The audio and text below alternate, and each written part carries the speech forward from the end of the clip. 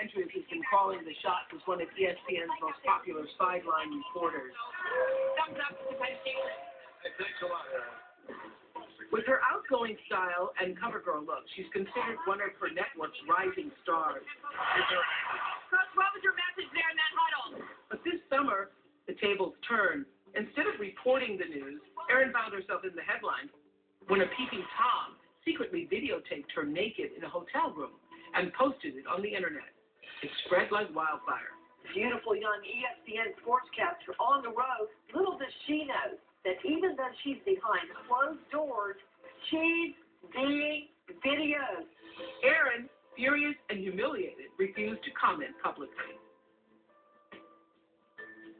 According to some reports, the video of Erin Andrews was searched online nearly 300 million times. That is before her attorneys demanded that it be taken down.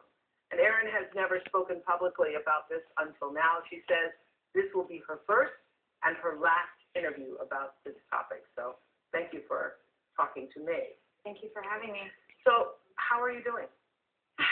Tough to see that again because you just feel like you relive it. But I'm getting better. It's been a nightmare, and I still kind of every day want to say, am I going to wake up? I'm ready to wake up. Mm-hmm.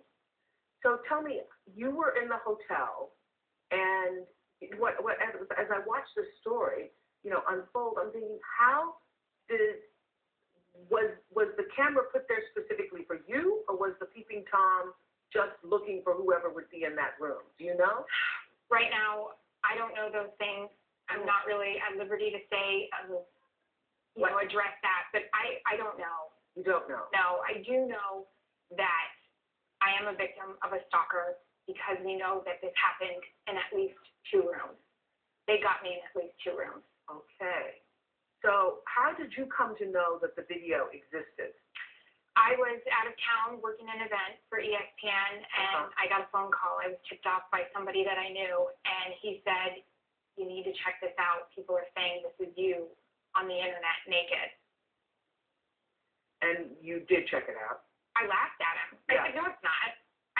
I don't have nobody has naked footage of me. Are you kidding? This is not me. Yeah. And I was laughing, and he said, everybody knows that they took some naked footage. Yeah, everybody knows. Yeah, that's why I didn't take it seriously. I laughed at him, and I could tell he got really upset, and he said, Erin, you got to look. And I said, oh, stop it. Because however it was posted, were they saying it was you? Yes. It was you. And so then there started to be talk. I opened up the computer, could feel my heart pounding, thought for 2 seconds.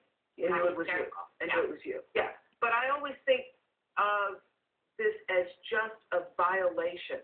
And everybody listening right now, think of yourself getting out of the shower this morning or leaning over the tub or walking around. You're laughing, right? Yeah. Think of yourself how you were in your naked state this morning before you came to this show. And answer the question, would you want somebody posting that on the web? And then think about how many times it was viewed on the internet. And then think about how many times it was viewed on the internet, and you can see it's a violation. It's a violation. Yeah. It is, and now I have to live with, my lawyers have done a great job trying to get it down, but the best part of this whole story, being sarcastic, is I've had law enforcement tell me, you're just going to have to deal with the fact this is never going to come off the internet. They're never going to be able to get it down. But your lawyers were able to get it down.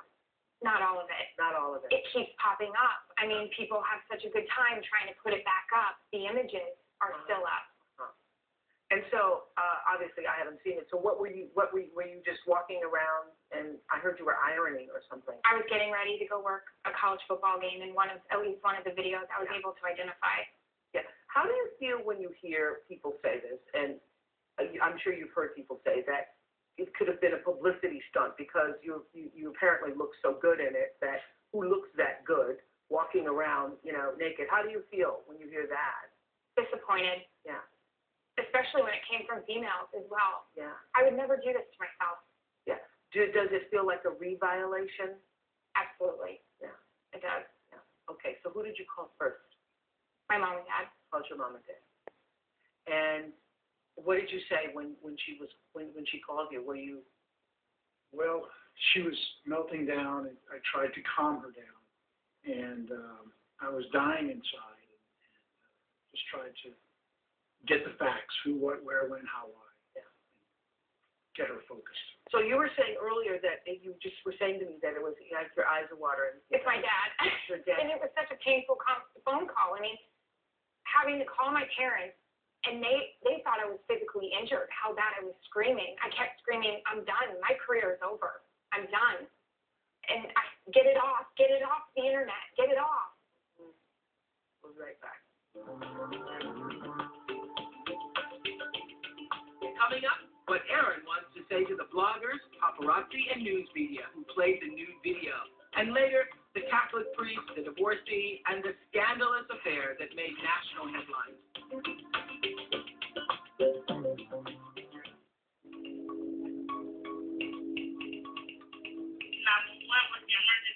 I have paparazzi outside my window, and I was told by law enforcement that if I did to call 911. These guys are sitting in their car outside my house right now. I would like to tell the officer to have them leave. What's your name? My name is Erin Andrews. I'm the girl that was videotaped without her knowing, without her clothes on in the hotel. And I could not believe these jerks are knocking on my door. Are you okay?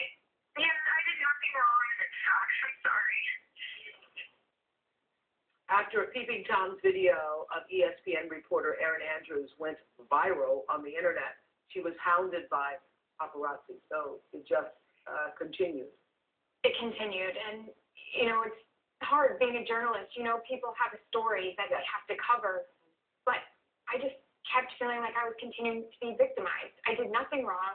That was the beginning of one of my first meltdowns with this whole thing, and I didn't understand. I wasn't the story. Help us find this person. Help us understand why this could happen instead of coming after me.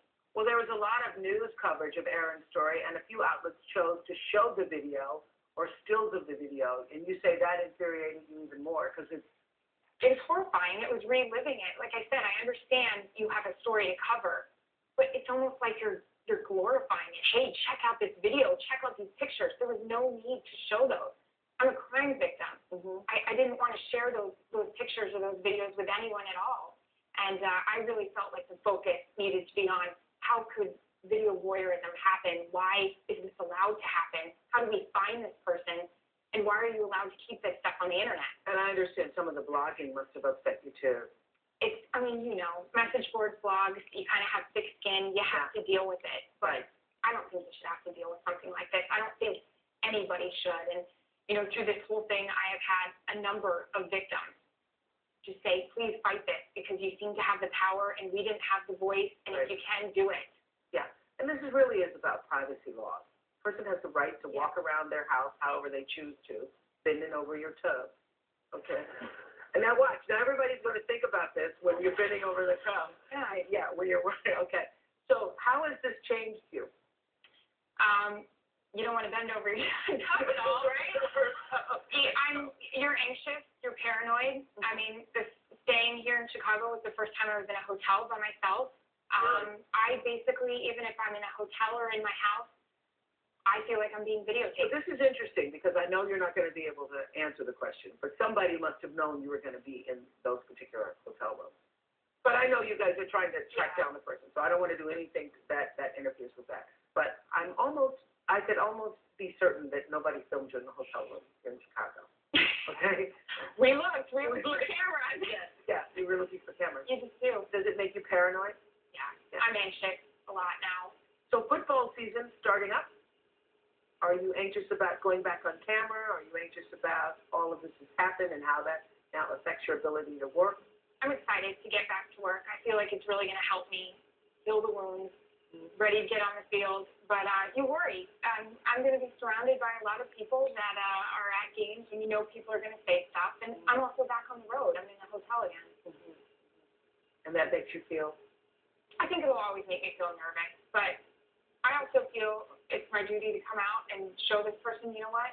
I worked hard for my career, and I got there the right way, and you're not going to break me down. I'm going to come back, and I also feel it's my responsibility for these women and other victims of video voyeurism to just come out and say, look, I'm going to show my face.